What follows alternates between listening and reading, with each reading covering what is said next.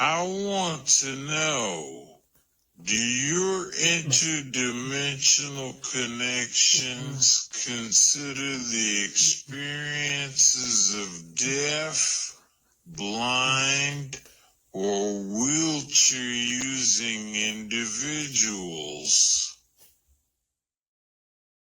We're not exactly sure what that person means by this question, whether they're asking whether that exists in our own society or whether the ideas that we present to you are inclusive of people who have those experiences, which of course they are.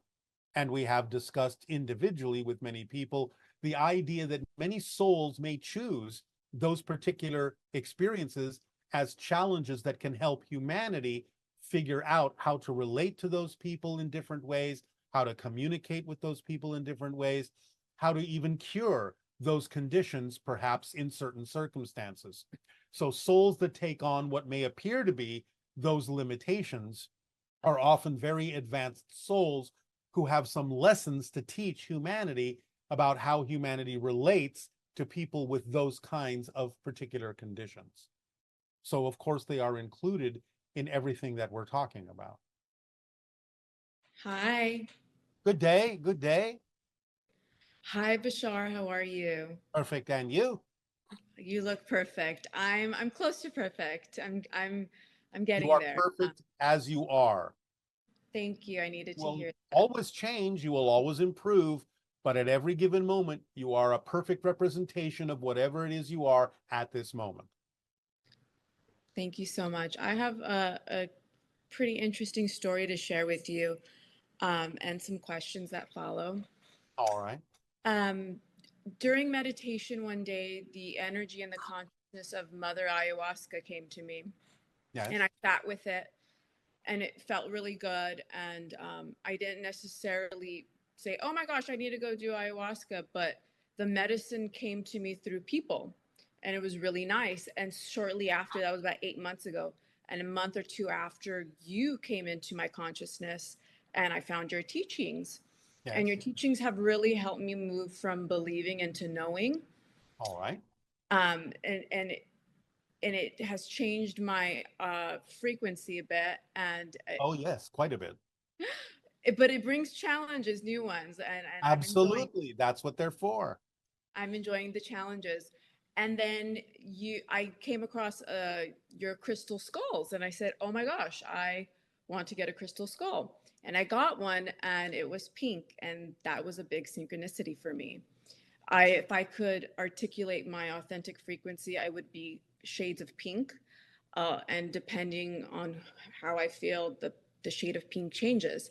Yes. Fast forward, it finally aligned where I did an ayahuasca ceremony, and you were a part of the ceremony, and it was so interesting. And I was outside, and I saw your family crest in the sky, and I don't know how to put it into words, but it was as if my whole body became activated, and I was one with the cosmos, Yes. and I was dancing. The sky turned hot pink, and I believe there were some particular activities in the sky, regardless of me being on ayahuasca. It was around the 8-8 portal, and I think we saw a comet. And what was happening was that anything that I would touch, a star, a planet, it would move, and I was dancing with the cosmos. And it happened to be there was people that were witnessing and watching me experience this, which was nice for me, you know. Anywho, it was just a bunch of information coming, and I didn't know necessarily what to do with it, but I was receiving it. And then the next day, it was a very different experience. It was super grounding, and I was in the earth, Yes. and I gave birth, and it was a dragon. And ever since I got that crystal, I was activated with grandmother dragon energy, and it came with its own set of challenges and mysteries and phenomena. Well, Yes. when I gave birth to this dragon, it wasn't easy, and I became this dragon. But the main message and question for you now is that once we fully feel our power as beings viscerally, we must balance it with humility. Yes. And that was what I was experiencing, the uncomfortableness of this ayahuasca experience. And I wanted you to maybe shed some light on that and help me understand it better. Humility. All right. Well, again, it's connected to the idea of grounding. It's connected to the understanding that you are an expression of nature. And it's not about letting go of nature to explore the stars and the cosmic side of your being, but grounding to the earth, grounding to that energy, connecting to it so that you have a foundation from which you can rise and allow there to be a link and a bridge and function as a link and a bridge between what you colloquially call heaven and earth, to allow you to bring energies down to create heaven on earth. So it's all about forming that bridge, that link. The dragon represents ancient wisdom, ancient knowledge, a very deep and ancient connection in your DNA to the idea of being physical and being able to channel energies through that physical component of the DNA to again do what it is we're talking about. Bring those higher frequency energies that you are connecting to in the cosmos down to earth, to be the valve, to be the link, to be the bridge that balances those two energies so that you can reach for the stars, but do so with a grounded humility that allows balance to be maintained so that it is a natural experience that's more expressive of your authentic self and your true soul. Uh, Thank you. That was beautifully said. That was pretty much encapsulated my experience. And I have experienced in this reality and on Earth some resistance in being fully in my physical body. Yeah. Sometimes I prefer being in the cosmos but that doesn't serve me because I am in this physical reality and I have things. Yes, it's all right. It's a typical thing because, again, remember, you are in spirit and you know that physical reality is just a projection happening within your soul. So it is something typical that sometimes a spirit will kind of feel a little uncomfortable with the idea because it knows that it is actually just a projection and it's not really what a spirit is. But it is a part of you. It is an authentic part of you happening within your soul. But I understand that sometimes it can feel a little uncomfortable because it's not your natural state. Yeah, it's almost like giving birth to like every cell in your body, if that Yeah. makes sense. Yes, well, that's what you're doing when you create an Okay. idea called physical reality and a physical body. Remember, it's not that your body has a soul, it's that your soul has a body. So you do, by concentrating certain energies within your soul down to the center of your soul, actually give birth to your physical body, to every cell within it, to every atom within it, to every subatomic particle within it. It's all created within your soul. Thank you. And now when I see you, before when I would see you in meditation dreams or whatever, you would be alone and you have been kind of like this cosmic father figure for me. And it's been very grounding for me to balance the male and feminine energy. And Yes, during the ceremony, all it kept showing me was the infinity sign. yes. And It is our passion and our pleasure to give off certain frequencies and energies that all of you may use to help you symbolically and representationally in your journeys that way. It doesn't mean that I am literally involved in the same way that an individual might choose to be involved. But since I have a multidimensional nature, any single one of you can tap into my general frequency and use that part of my energy to help you on your journeys in that way, because we give ourselves to you that way so that you may include our vibration within the mix or the recipe of the challenges that you face to help you, guide you on your journey. So in picking up on that frequency that way, we are happy to participate as the general energy that we give off, even though it doesn't necessarily mean that I literally, as an individual, am participating in your experience with you. and ever since that ceremony, now when I see you, you're with a group of people. Yes, of Um, do you know what that means? How why that shift happened? course. Of course. Remember, very often in these conversations, the translation from us comes through as we instead of Mhm. I. That is because I am connected to a group of individuals many individuals, a multitude of individuals telepathically, and we come through together as a group. I am simply the representation of that group. As a single entity, as a single individual, I am facilitating that. But I am, in essence, a multidimensional group of entities. That And now is the level on which my species exists, as a multidimensional group of entities for every individual. So we come through as a group. wow, that makes a lot of sense. And now that I'm looking at your background in the trees, I've been connecting to trees my whole entire life, but of late, like a tree will just call me and I'll Yeah. just put my hand on it and I just that feeling of being alone is kind of gone. Well, Can yes, because you're connecting to the extraterrestrials, forest. You're can connecting extra, to You're sorry. connecting to the forest. You're connecting to the underground network of the roots and the systems that allow trees to know that they are, in essence, not necessarily just individuals, but they are, in essence, a group, a forest, a grove, a collection. They are conscious in their own way and communicating with you. Yes, I recently tried one of your manifestation techniques with drawing instead of using words and Yes. encapsulating the emotion and then burning it. I I I I haven't manifested this quickly in my entire life. It's like it's something about removing the words and just having the image and drawing it. Well, that's how you actually use telepathy, is with Mhm. imagery and feeling, not with words. So it's a way of allowing yourself to begin to explore how to become more telepathic. Does that help you? All of this helped me so much. I'm truly grateful for this experience. We deeply appreciate your willingness to apply this information and change yourself in a more positive way. So we thank you. Aveo. Good day.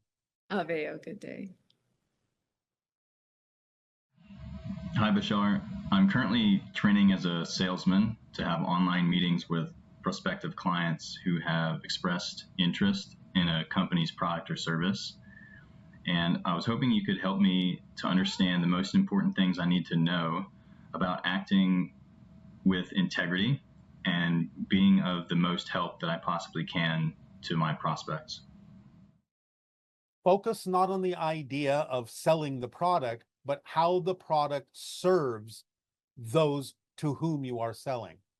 In other words, how can our product help you? How can it serve your needs? How can it help you become more of what it is you prefer to become? How can it help change your life in ways that make your life more the way you would prefer it to be? So it's all about the idea of how what you do can better serve the people that you are, quote unquote, selling to, rather than focusing on the idea of selling to them.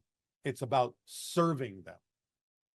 And then the sales will happen automatically where it needs to, if you allow them to be excited about what your product can do for them. And it's all about how it can serve them. Good day. Good day. Good day. Greetings, family. Welcome to my home. My passion is being a teacher and a mother. And I am now understanding that I am a preparer of the way for the new 6th hybrid race here on planet Earth. In the Sedona transmission, you mentioned in your civilization that you are all parents to all children. I would love some clarification or a synopsis on how you grew physical beings for your civilization in the beginning to now evolving to materialization. Are you asking us how we procreate?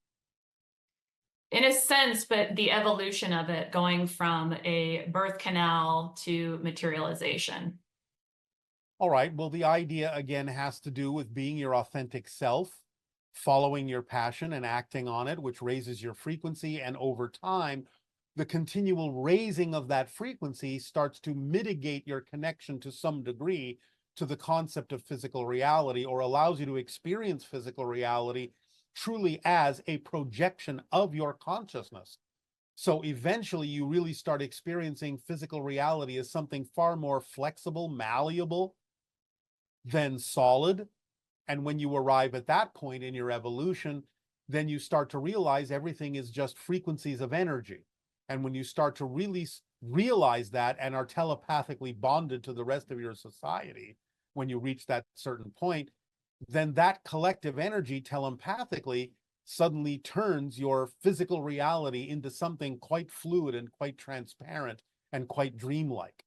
And therefore you understand the idea, the expression of bringing a new life in is simply the idea of energetically providing a kind of energy vehicle that has the ability to crystallize to whatever degree it needs to perform its physical functions in your society, to meet its challenges in whatever way it wishes to, and that can be done more through energy than through the idea of the physical body. Is Does the that answer? physical body, is the way that we have children here on this planet now for survival? Was it a part of being able to nurture and grow, or is that something that we'll evolve out of? Eventually, it is something that you will evolve into a little bit differently. You will maintain it for quite some time, but you will experience it differently as you evolve over the next 1,000 of your years. It will Thank be you. something that will happen a little bit differently. It's a little bit challenging to describe the differences for you, but let us just say, if we could give you a rough analogy, it would be more like you're still giving birth physically, but it takes on a more dreamlike quality. So time and space are compressed in a way so that one moment you are pregnant, and then you kind of go through this dream, and then the next moment the baby is there. So there is a collapsing of your physical materiality, still connecting to physicality, but taking on a more dreamlike quality so that you don't really experience the birthing process in exactly the same way. You experience it more like going into a dream state, an astral state, experiencing directly the connection with the spirit of the child. And the next thing you know, when you wake up from that dream, the child is there. The child has been physically born. So it's going to be more like that. Thank you. I actually had a similar experience. I was what was called currently as a gestational surrogate, and I was the biological mother to a child that was not genetically related to me. And what my question regarding that is, there's something that is being shown in science called microchimerism, Yes. and that is the exchange of cells. Yes. My question is, what information is in the exchange of cells between mother and fetus? And why do we carry it for the rest of our lives? Well, because you're part of the same soul family. So it's a way of creating an imprinting to know that there is always a connection with that being. And it's done through the exchange of genetic material physically as a representation of the soul family connection that you have and the agreement you made to be the mother, to be the vehicle to bring through that particular entity into physicalness, even though you are not initially genetically connected. The genetic exchange shows you that you are connected on a soul level. Are we going to evolve away from mother, father into all parent? Well, to some degree. Again, those distinctions will to some degree remain, but again, it will become more broadly understood and more telepathically experienced in a more balanced way. Thank you. In the Sedona transmission, you brought through, and your channel brought through an entity that was kind of hinted at being revealed, connecting the heart and the mind, but I have yet to hear if it is time to reveal who that was. It was a mantis being. Okay, that's what I thought. My next question is, at the Sedona transmission, I had the pleasure of sitting in front of your channel, and the channel began to look like a mirage. And Yes. was in that moment where I was able to see that, was I also quasi-physical? To some degree, yes. You were allowing physical reality to not be as real, as solid. You were allowing yourself to pick up on our frequency a little bit more and therefore experience reality a little bit more like we do, where we don't experience it as being solid. We experience it as being more of a multidimensional mirage. My last question is, I would like to create a documentary film about my story as a gestational surrogate, which actually is the biological or the birth mother to these children. Yet I'm finding that it is a passion, but there is an undercurrent of anger, as the experience I went through was very painful but beneficial.